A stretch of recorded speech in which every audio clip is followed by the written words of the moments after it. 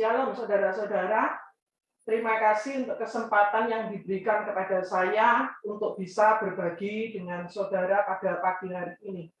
Mari kita akan berdoa sebelum kita akan memulai kebenaran firman Tuhan akan kita dengar. Bapak Surgawi, terima kasih banyak karena Engkau adalah Tuhan yang luar biasa, selalu memberi kepada kami kesempatan untuk kami boleh bersekutu dengan Engkau. Berbicaralah kepada kami Tuhan, biarlah Engkau menguasai setiap hidup kami. Firman ini boleh menjadi rema di dalam kehidupan kami. Dan kami tolak segala kuasa-kuasa apapun di luar kuasa Tuhan tidak bisa mencuri kebenaran firman-Mu. Karena kami tahu Engkau selalu menyertai kami, menjagai setiap benih firman, supaya benih firman itu bertumbuh di dalam hidup kami dan menjadi kebenaran yang hidup di dalam kami. Terpujilah nama Tuhan Yesus kekal selama-lamanya. Amin. Saudara, saya akan memulainya dengan sebuah cerita, saudara. Beberapa minggu yang lalu, itu ada sebuah kejadian, yaitu ada seorang chef yang dibunuh. Dan dia dibunuh oleh 2 orang pembunuh bayaran. Dan saudara tahu, pembunuh bayaran ini ternyata dijanjiin imbalan 2 juta rupiah. Masing-masing 1 juta, 1 juta, saudara. Kalau saya mendengar ini, saudara, saya berpikir betapa murahnya harga nyawa manusia. Tapi yang lebih mengejutkan lagi, saudara, ternyata, saudara, uang 2 juta itu belum dibayarkan, tapi hanya diberi uang muka. Dan uang mukanya itu 500.000 rupiah. Dan dengan uang muka 500.000 rupiah itu, 2 orang pembunuh bayaran ini langsung berangkat untuk mengeksekusi korbannya. Wow, hanya 500.000 rupiah, saudara. Itu nyawa manusia sudah melayang, saudara. Lewat peristiwa ini, saudara, kita belajar ada 2 hal yang penting yang sedang terjadi di bangsa ini, saudara. Yang pertama adalah nyawa manusia itu sangat murah sekali. Dan yang kedua adalah bahwa bangsa ini sedang menghadapi kesulitan ekonomi.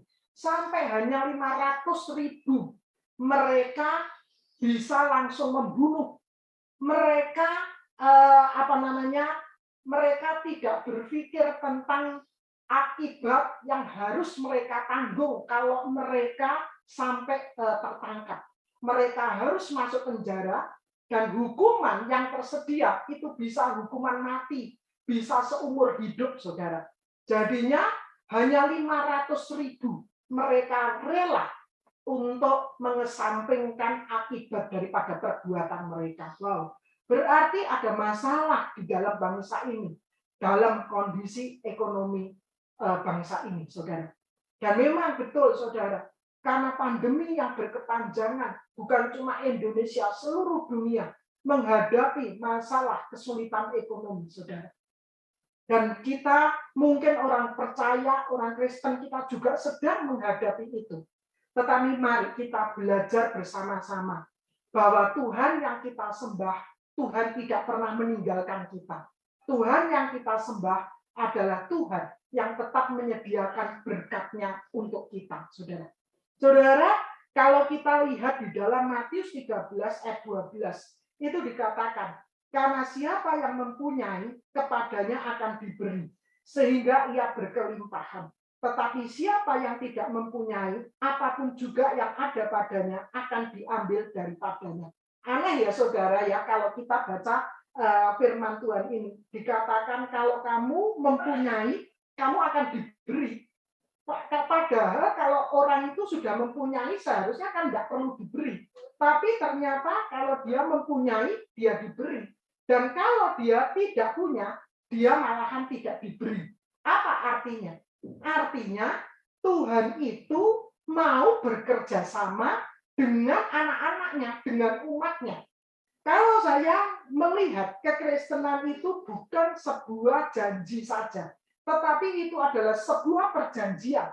Tuhan melakukan bagiannya dan kita melakukan bagian kita, saudara. Tidak ada orang yang mau hidup di dalam kekurangan, saudara. Semua ingin hidup di dalam kecukupan, saudara. Di dalam kelimpahan. Tetapi itu semua tidak jatuh dari langit. Ada sesuatu yang harus kita lakukan sebagai kerjasama kita dengan Tuhan yang bekerja di dalam kita juga, saudara. Mari kita akan belajar, saudara, untuk mengerti kuncinya, saudara. Yang pertama adalah kuncinya adalah ketaatan firman. Ketaatan firman itu penting di dalam kehidupan kita, saudara. Kalau kita lihat di dalam Ulangan 11 dikatakan, ketaatan itu mendatangkan berkat, ketidaktaatan itu mendatangkan kutuk. Jelas ya, saudara? Ketaatan, kalau kita taat firman, itu mendatangkan berkat. Tetapi kalau kita tidak taat firman, itu akan mendatangkan kutuk. Dan kutuk ini macam-macam. Kutuk bisa, kutuk sakit penyakit, kutuk bisa, kutuk kekurangan. Macam-macam kutuk ini, saudara. Nah, Tuhan mau hidup kita ini tidak ada di bawah kutuk, saudara. Saudara, berapa kali firman Tuhan itu, Alkitab itu mau dimusnahkan, saudara.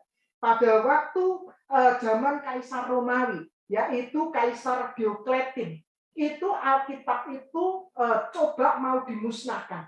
Tapi ternyata tidak bisa. Alkitab tetap ada, saudara. Dan juga pada waktu zaman gereja Romawi, itu pada waktu itu yang bisa membaca Alkitab, itu hanya orang-orang tertentu. Alkitab itu hanya ada di dalam gereja. Dan yang bisa membaca itu hanya pimpinan gereja.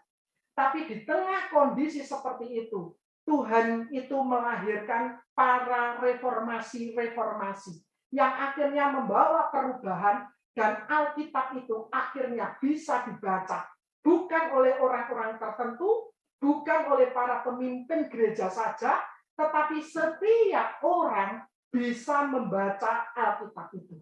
Kenapa Tuhan lakukan itu, saudara? Intervensi Alkitab, firman-Nya itu sedemikian rupa supaya bisa sampai kepada setiap individu, setiap orang. Karena Tuhan ingin hidup kita itu membaca firman dan kita mentaati firman dan kita mendapatkan hasil daripada ketaatan itu.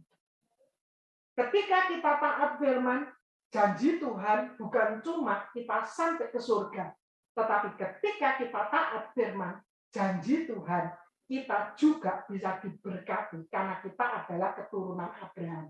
Itu ada ayatnya, saudara. Jadi ketaatan firman itu penting sekali. Sekarang kita lihat di dalam keuangan, saudara. Tuhan mau kita juga taat firman. Apa yang menjadi bagian Tuhan harus kembali kepada Tuhan. Ada orang-orang yang berkata seperti ini, aku nggak bisa lakukan itu. Kenapa? Karena apa yang aku dapat setiap bulan, kalau dihitung-hitung, itu nggak cukup. Untuk diriku dan keluargaku saja nggak cukup. Bagaimana aku bisa sisihkan, kembalikan kepada Tuhan. Saudara, itu adalah kebenaran firman, bahwa apa yang menjadi haknya Tuhan kembali kepada Tuhan. Itu adalah bagian daripada firman. Dan bagian kita adalah mentaati firman itu. Dan ketika kita mentaati itu, lihatlah saudara, akan terjadi mujizat di dalam kehidupan kita. Kenapa? Karena Tuhan tidak mau berhutang. Tetapi bukan berarti bahwa kita ini main judi dengan Tuhan. Oh Tuhan, kalau aku kasih kamu 100.000 akan kembali 100.000. Aku kasih kamu 200.000 akan kembali 200.000. Oh tidak seperti itu, saudara. Tuhan adalah Tuhan yang punya caranya yang luar biasa. Tetapi prinsipnya dia adalah Tuhan yang tidak mau berhutang. Pasti dia akan kembalikan itu di dalam kehidupan kita. Jumlahnya berapa? Itu adalah keputusan Tuhan. Yang pasti Tuhan itu tidak membiarkan kita ini berkekurangan. Itu. Ya. Lalu yang kedua, saudara.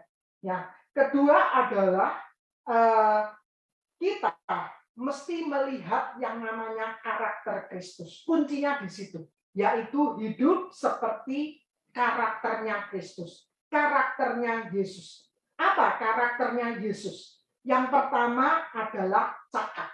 Itu adalah karakternya Yesus. Banyak orang mengartikan cakap itu sama dengan cerdas. Cakap itu sama dengan adalah pintar. Oh bukan, saudara. Yang namanya cakap itu artinya dia mahir. Dan yang artinya cakap adalah cekatan, saudara. Dia mahir, dia cekatan. Ada orang-orang yang tidak memiliki kecerdasan di atas rata-rata. Tapi ternyata dia adalah orang yang cekatan karena dia mau belajar. Dia adalah orang yang mahir karena mau belajar.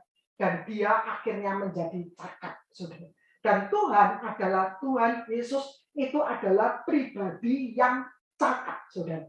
Saudara, kalau kita lihat Matius 13 ayat 55, itu dikatakan bahwa Yesus itu adalah anak tukang kayu. Artinya apa? Artinya Yusuf itu adalah tukang kayu, saudara. Ipar saya ketika dia ambil MTH-nya, itu dia tulis skripsinya, itu tentang time maker. Dan salah satunya dia juga tulis tentang hal ini. Bahwa ternyata Yusuf itu adalah tukang kayu, bukan tukang kayu biasa. Tetapi Yusuf itu adalah tukang kayu yang ahli di bidangnya, yang cakap, ahli di bidangnya. Jadinya kalau kita lihat tukang kayu itu ada tukang kayu kasar dan tukang kayu halus. Dan Yusuf ini adalah tukang kayu halus, saudara. Jadi pekerjaannya itu bagus, saudara. Standarnya itu tinggi. Dan kalau kita lihat di dalam Markus 6 ayat 3, Yesus sebagai anak Yusuf, itu dikatakan Yesus adalah tukang kayu. Yesus tukang kayu. Kalau Matius 13 ayat 55, itu Yesus adalah anak tukang kayu, tetapi Matius 6 ayat 3, dia adalah Yesus adalah tukang kayu. Jadi kalau bapaknya tukang kayu, anaknya Yesus akhirnya belajar dari Yusuf dan dia akhirnya juga menjadi tukang kayu. Banyak saudara ya, anaknya banker menjadi banker, gitu ya. Anaknya pedagang menjadi pedagang, gitu. Itu sudah logis seperti itu, ya. Anaknya pendeta, dia juga akhirnya melayani Tuhan, gitu ya. Jadinya Yesus ini akhirnya juga jadi tukang kayu. Dan apa yang dia lihat dari Yusuf bapaknya, itu dia belajar sungguh-sungguh dari apa yang dia lihat. Makanya Yesus juga menjadi tukang kayu yang handal, tukang kayu yang bagus, standarnya tinggi. Dan disitulah yang dikatakan dengan cakap. Ya. Apa aplikasi dalam hidup sehari-hari kita? Yaitu kita biarlah selalu mau belajar, kita selalu mau mengasah kemampuan kita. Sampai akhirnya kita menjadi pribadi yang cakap, saudara. Lalu yang kedua, Yesus adalah pribadi yang kreatif. Ya. Pribadi yang kreatif, Yesus itu. Lihat, saudara. Yesus itu, dia ini di dalam pelayanannya, dia menghadapi banyak orang sakit. Dan salah satunya, dia menghadapi orang yang buta, saudara. Dia menghadapi orang buta bukan cuma satu orang buta, tetapi lebih dari satu orang buta. Nah, cara dia menyembuhkan orang buta itu kreatif, saudara. Caranya tidak selalu sama. Satu kali dia menghadapi orang buta, dia dia dekati orang buta itu, dia jamahkan tangannya ke mata orang buta itu, dan orang buta itu melihat. Tetapi satu lain kesempatan, dia menghadapi kembali orang buta, dan cara yang dia lakukan tidak sama. Kalau yang pertama tadi, dia jamah mata orang buta itu secara langsung, dan orang itu melihat, tetapi yang kedua, yaitu dia ludahi, dan orang itu melihat. Wow, disinilah kita melihat bahwa Yesus itu adalah pribadi yang kreatif. Ketika dia melihat ada sebuah kebutuhan pada orang-orang yang mengikuti dia, dan dia ingin memenuhi kebutuhan orang yang mengikuti dia. Dia ambil 5 roti dan 2 ekor ikan, dan dia mengucap syukur, dia pecah-pecahkan roti dan ikan itu, dan akhirnya dapat memberi makan ribuan orang. Tetapi di kesempatan yang lain lagi, dia menghadapi Petrus dan saudara-saudaranya yang semalaman tidak menangkap apa-apa sebagai nelayan. Dia jadi tidak mendapatkan hasil. Begitu Yesus tahu itu, apa yang dilakukan Yesus untuk memenuhi kebutuhan Petrus dan saudara-saudaranya. Dia berkata kepada Petrus, tebarkan jalanmu. Dan pada saat itu Petrus tebarkan jalannya, dia menangkap banyak sekali ikan. Itulah cara Yesus yang tidak sama di dalam memenuhi kebutuhan manusia. Kenapa? Karena dia adalah pribadi yang kreatif, saudara. Kreatif. Saudara, saya ada sebuah cerita yang saya baca, saudara. Ada seorang sopir taksi di Dubai, saudara. Sopir taksi ini berbeda dengan sopir taksi yang lainnya. Taksi yang dia kemudikan, itu dia rawat, dia bersihkan, baik dalam mobil itu maupun di luarnya, itu dia bersihkan dengan sangat bersih, sehingga tidak jorok, tidak kotor. Dan ketika ada penumpang yang naik taksinya dia buru-buru, dia buka pintu belakang, lalu dia silahkan penumpang itu masuk ke dalam. Dan dia angkat bawaan atau bagasi atau koper penumpang itu, dan dia masukkan ke dalam bagasi belakang mobil itu. Sebelum dia masukkan koper penumpang itu, dia ngomong kepada penumpang itu, Bapak, saya mau taruh koper Bapak di bagasi mobil. Bapak bisa baca misi saya. Jadi dia penumpang itu diberi satu lembar kertas. Dan penumpang itu baca. Visinya adalah mengantar penumpang dengan cepat, aman, dan murah. Itulah misinya. Dan setelah itu dia mulai setelah dia taruh koper itu, dia duduk di sopir dan dia jalankan kendaraan itu. Dan pada waktu dia jalankan, dia tanya kepada penumpangnya, Bapak mau minum kopi panas? Saya ada, gitu. Kopi tanpa kafein. Lalu penumpang itu tersenyum dan dia berkata, aku tidak mau kopi panas, aku mau minuman dingin. Oh ada Pak, saya ada jus, saya ada Coca-Cola. Saya ada. Penumpang itu terheran-heran. Dan bukan cuma itu, tetapi sopir taksi ini menawarkan kepada penumpang, Bapak mau baca, Bapak bisa baca, saya ada koran. Atau Bapak bisa dengarkan musik, atau Bapak bisa dengarkan radio.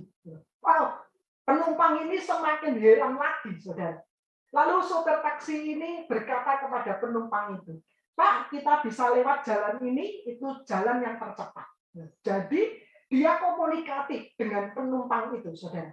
Lalu penumpang yang penasaran ini bertanya kepada sopir taksi itu, apakah engkau melakukan hal yang semacam ini kepada semua penumpangmu?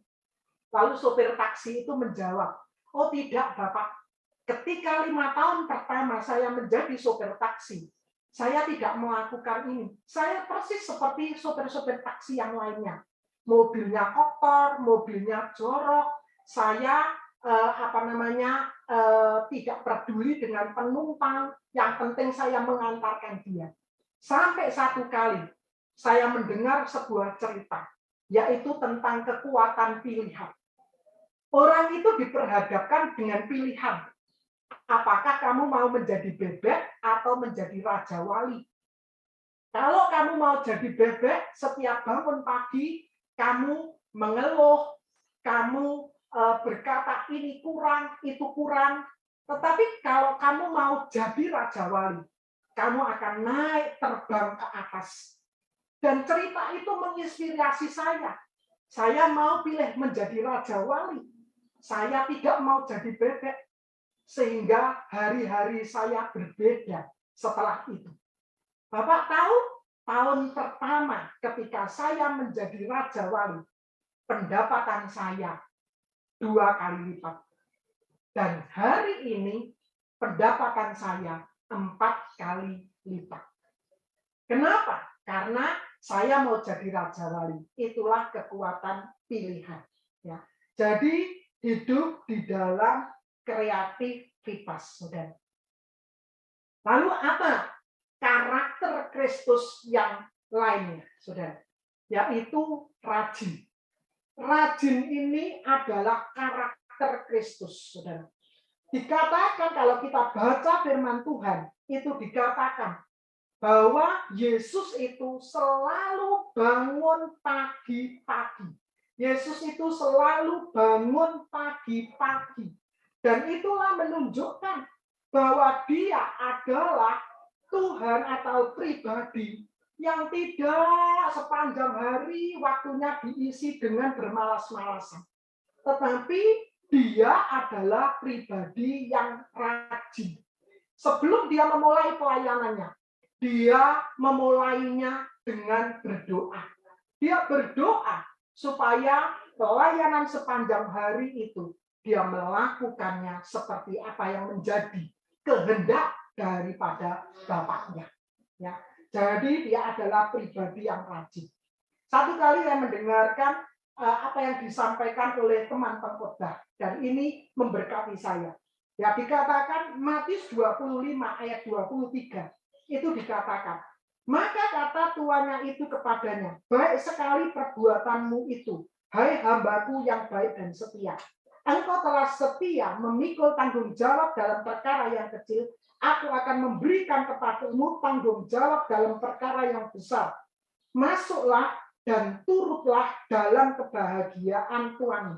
Lalu Matius 25 ayat 26 dikatakan, maka jawab tuannya itu, hai kamu, hamba yang jahat dan malas. Jadi kamu sudah tahu bahwa aku menuai di tempat di mana aku tidak menabur dan memungut dari tempat di mana aku tidak menanam. Jadi lewat Matius 25 ini kita melihat gitu, ada dua jenis orang. Dikatakan ada hamba yang baik dan yang setia. Tetapi ada hamba yang jahat dan malas. Jadi ternyata orang yang setia itu sejajar dengan orang yang baik di hadapan Tuhan.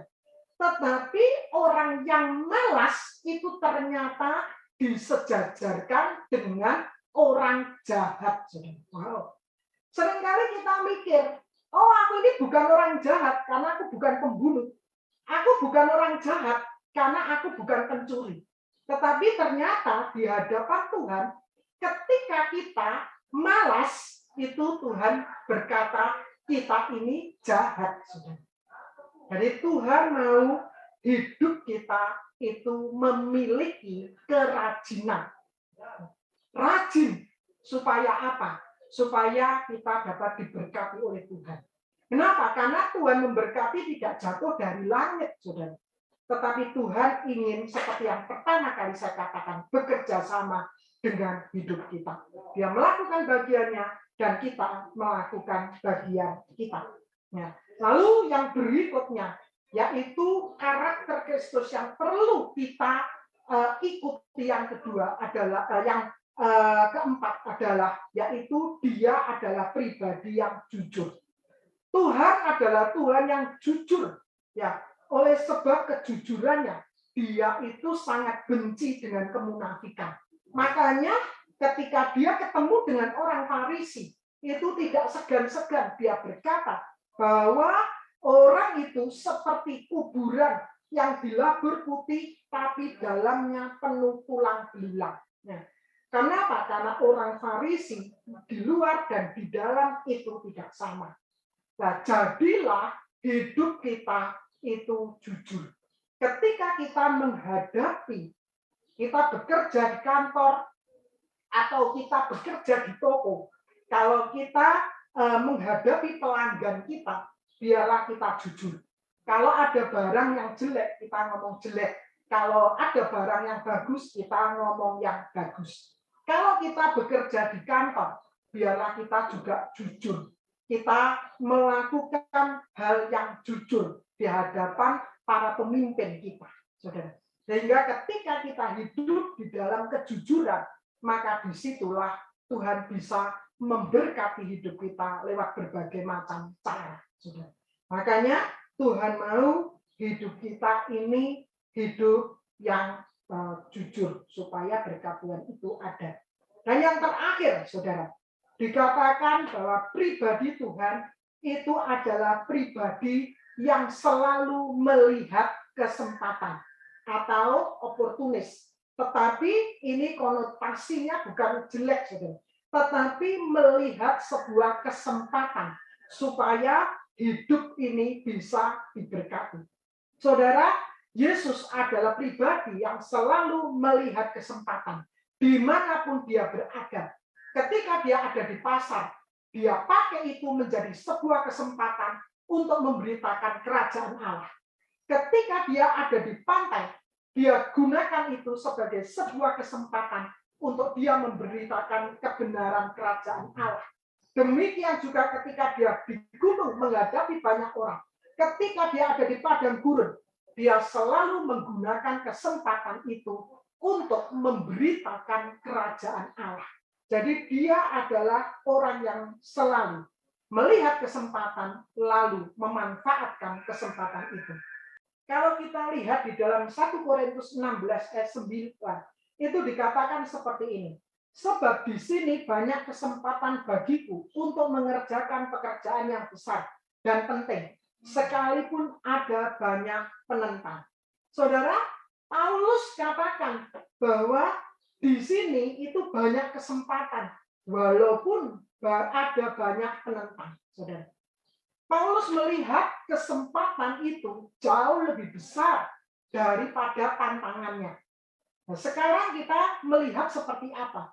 Apakah kita melihat seperti Paulus melihat, ataukah kita melihat berbeda dengan Paulus melihat? Yaitu tantangan itu jauh lebih besar daripada kita melihat sebuah kesempatan. Kalau Paulus melihat bahwa walaupun ada persoalan, walaupun ada tantangan, tetapi tetap ada kesempatan sehingga dia tidak berhenti untuk menyampaikan kebenaran firman Tuhan kepada banyak orang, apakah kita juga melihat kesempatan itu lebih besar daripada tantangannya? Tidak ada satupun yang tidak mengalami persoalan atau tantangan, saudara. Setiap kita mengalami yang namanya persoalan atau tantangan. Tetapi bisakah ketika kita ada di dalam persoalan dan tantangan itu, kita tetap bisa melihat kesempatannya? Saudara, selama pandemi ini, saudara, kalau mau ngomong tentang apa yang saya alami, saya juga mengalami, saudara. Saya selama pandemi ini undangan ke gereja untuk melayani itu tidak seperti dulu lagi.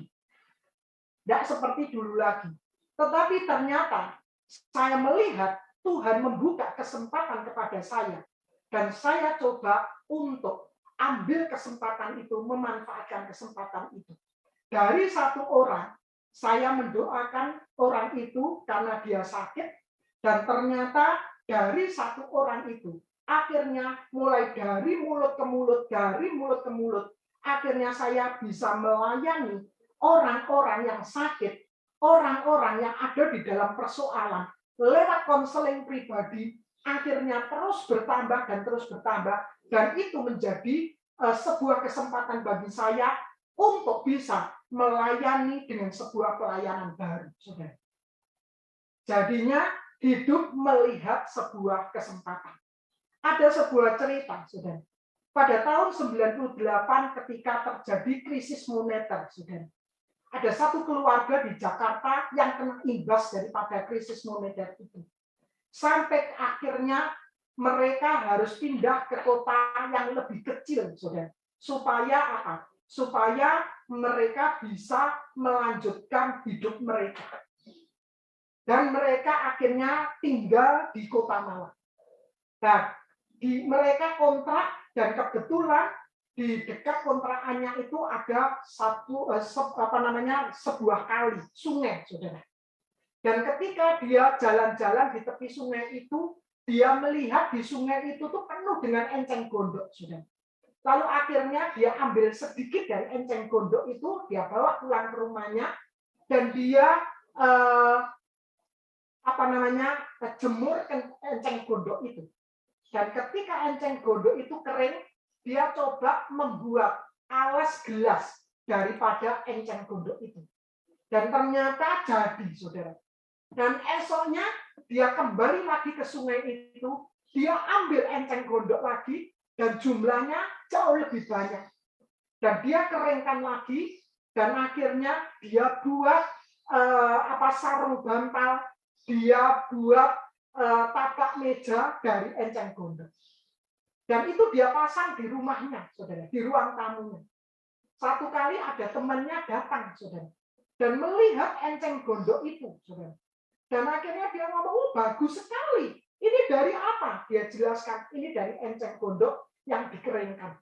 Enceng gondok itu adalah barang atau tumbuhan yang seringkali dibiarkan karena dianggap tidak ada gunanya, saudara. Banyak di sungai-sungai dan seringkali itu dibuang.